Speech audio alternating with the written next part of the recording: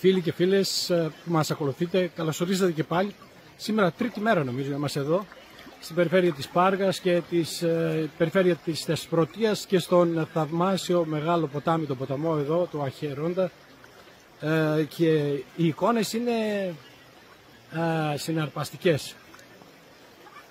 Κάνουμε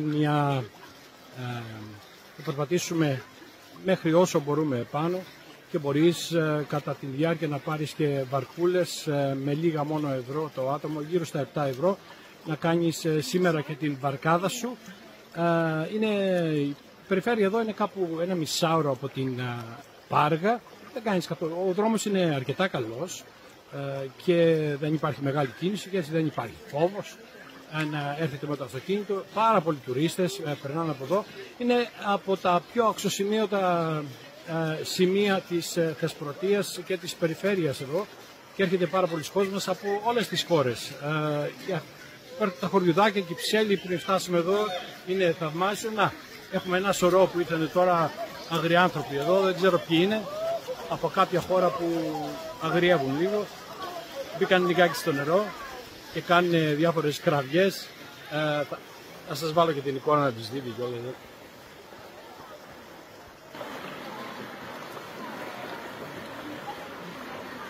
Είναι ένα κοπάδι από τουρίστες.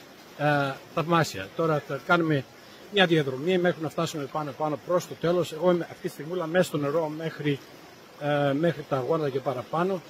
Κρουστάλλινο το νερό, λίγο θολό σήμερα λόγω της κακοκαιρίας, όπως καταλαβαίνετε, που είχαμε 1-2 μέρες πριν και αντί να είναι λίγο θολό λόγω αυτού του λόγου. Εμείς θα έχουμε ωραίες εικόνες, θα σας μεταφέρουμε, συνεχίζουμε τη διαδρομή μας και να περνάτε καλά, πατάτε κανένα like και πατάτε και κάμια προώθηση, share εκεί πέρα, να μας βλέπουν όλοι οι φίλοι και οι δικοί σας, να ευχαριστηθούν αυτά που βλέπουμε εμείς αυτή τη στιγμή στην πατρίδα μας.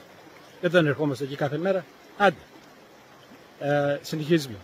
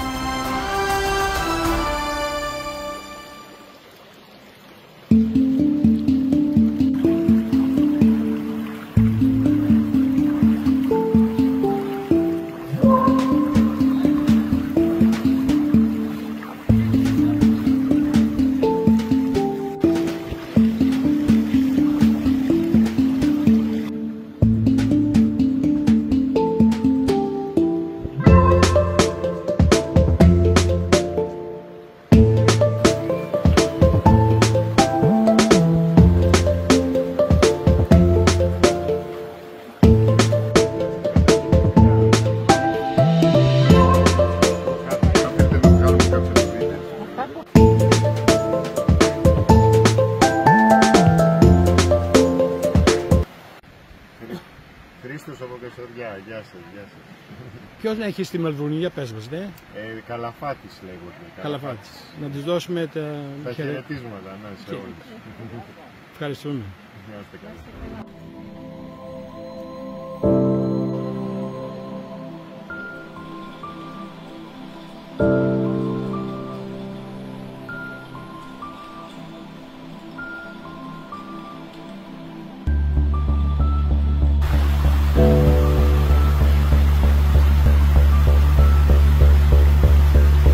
Για πες μου τώρα, τι ωραία είναι εδώ πέρα στο χωριουδάκι. Είναι μαγικό. Κυψέλη. Είναι μαγικό. Γεια σου.